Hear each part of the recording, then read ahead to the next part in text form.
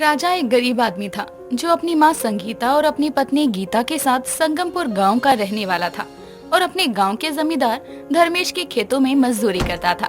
उससे जो भी पैसे मिलते उससे वो अपने घर का गुजारा करता। एक रोज राजा खेतों में काम कर रहा था, तभी धर्मेश एक नई बुलेट लेकर वहाँ आता है, जिसे देखते ही राजा उसे ताकता रह जाता है। तभी धर्मेश उससे कहता है, क्या बात है राजा, तुम मेरी बुलेट को इतना ध्यान से क्यों देख रहे हो?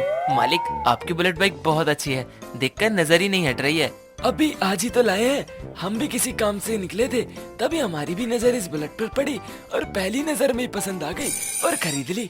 बहुत महंगी है। महंगी तो होगी ही मालिक, बुलेट जो है, आपको पता है मुझे भी बुलेट का बहुत शौक है। और देखना आप, एक दिन मेरे कच्चे घर के सामने भी एक बुलेट खड़ी होगी, यही सपना है मेरा। राजा, सपने औकात अनुसार ही देखने चाहिए।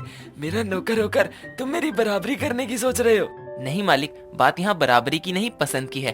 और मैंने आपको अपनी पसंद बताई है, ना ही आपकी बराबरी करी। और अपने घर के आगे बुलेट खड़ी करने का मेरा सपना है। सपना औकात से बाहर नहीं देखना चाहिए। रहते कच्चे घर में हो और सपने महलों वाले हैं।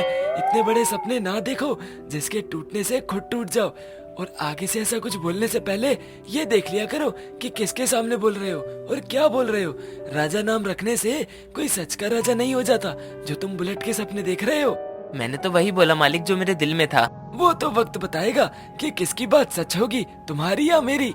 धर्मेश इतना कहकर अपनी बुलेट लेकर वहाँ से चला जाता है और राजा अपने खेतों में काम करने लगता है।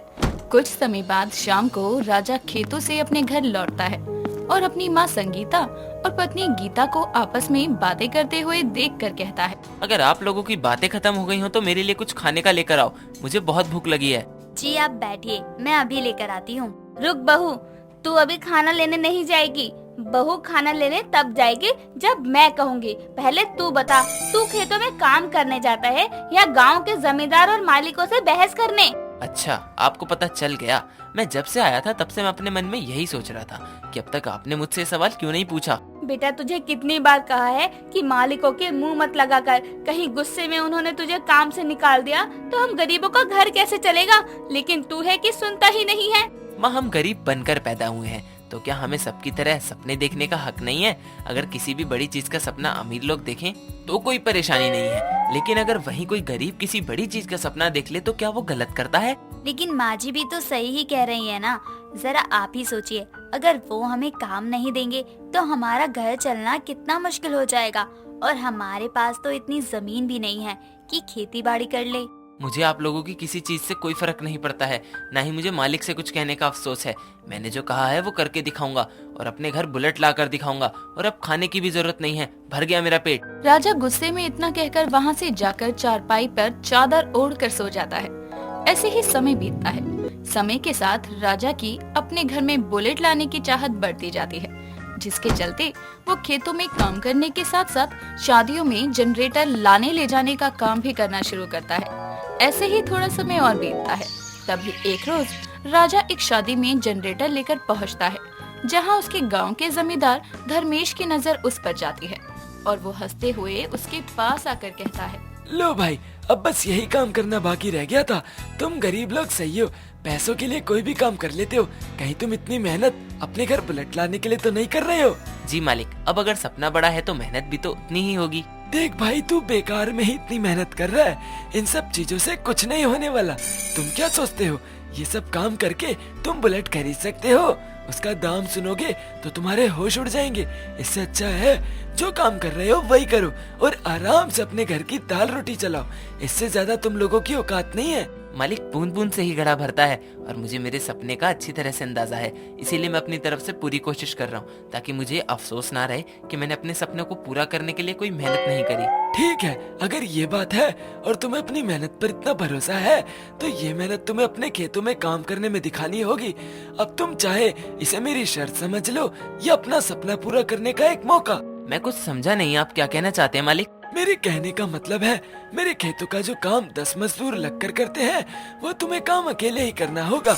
और अगर तुम खेतों का सारा अकेले काम करने में सफल हो गए और खेतों की फसल अच्छी होगी तो मैं तुम्हें तुम्हारी मजदूरी के बदले में पैसों की जगह अपनी बुलेट दे दूंगा। और इसका वादा मैं सबके सामने करता हूँ।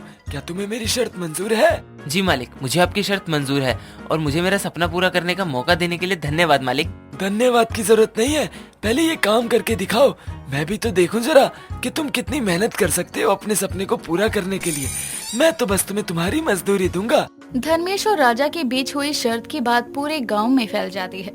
एक तरफ जहां धर्मेश अपने सभी मजदूरों को छुट्टी दे देता है, वहीं दूसरी तरफ राजा खेतों का सारा काम अकेले ही करना शुरू करता है। अपनी शर्त पूरी करने के लिए वो दिन रात एक करता है और अच्छी फसल होने की दुआ करता है। ऐसे ही समय बीतता है। समय के साथ उसकी मेहनत रंग लाती है और चारों तरफ लहराती हुई फसलें नजर आती है, जिसे देखकर गांव वालों के साथ साथ धर्मेश की भी आंखें खुल जाती है।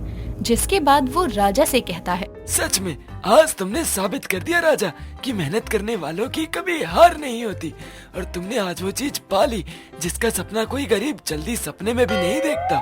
मैं ये शर्त वैसे तो तुम्हें तुम्हारी औकात दिखाने के लिए रखी थी, लेकिन तुमने अपनी मेहनत से मेरी सोच ही बदल दी। मालिक, मुझे आपसे कोई शिकायत नहीं है, ना ही कोई नाराजगी है, क्योंकि आपने मुझे मेरा सपना पूरा करने का मौका दिया। तो अगर आज मेरा सपना पूरा हुआ तो सिर्फ आपकी वजह से। धर्मेश और राजा की सारी बातें गांव वालों के साथ साथ उसकी माँ संगीता भी सुन रही थी, जिसे सुनकर उसकी आंखों में आंसू आ जाते हैं और वो अपने बेटे राजा के पास जाकर उसे गले लगाते हुए कहती है, बेटा, आखिर में तूने आज अपना सपना पूरा कर ही लिया। आज तूने साबित कर दिया कि गरीब को भी बड़े सपने देखने का हक है, बस उसके अंदर उसे पूरा करने की सच्ची लगन होनी चाहिए। माँ, ये सब आपकी वजह से ही हुआ है। आपने ही कहा था ना कि जब हमें कोई चीज चाहिए होती है तो हमें अपनी मेहनत को दुगना कर देना चाहिए। आज मुझे सबसे ज्यादा खुशी इस चीज की है कि मैंने अपना सपना अपनी मेहनत से पूरा किया है, वो भी बिना किसी की मदद के। हाँ, ये बात तो तुमने बिल्कुल सही की।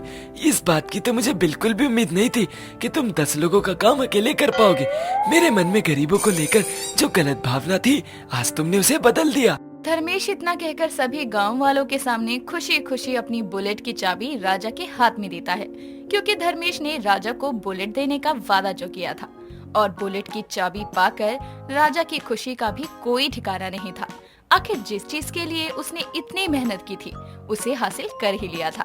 और उसके बाद राजा हाथ जोड़कर अपने मालिक धर्मेश का धन्यवाद करता है और धर्मेश वहाँ से चला जाता है। कुछ समय बाद राजा सबसे पहले मंदिर जाकर अपनी बुलेट की पूजा करवाता है और पूजा करवाने के बाद पूरे गांव में मिठाई बांटता है और उसके बाद अपने घर के बाहर बुलेट लाकर खड़ा कर देता है और उसके कुछ समय बाद बुलेट चलाकर अपने घर लाकर खड़ी कर देता है।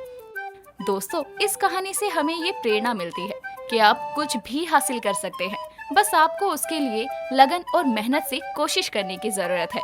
कहानी पसंद आई हो तो वीडियो को लाइक करें।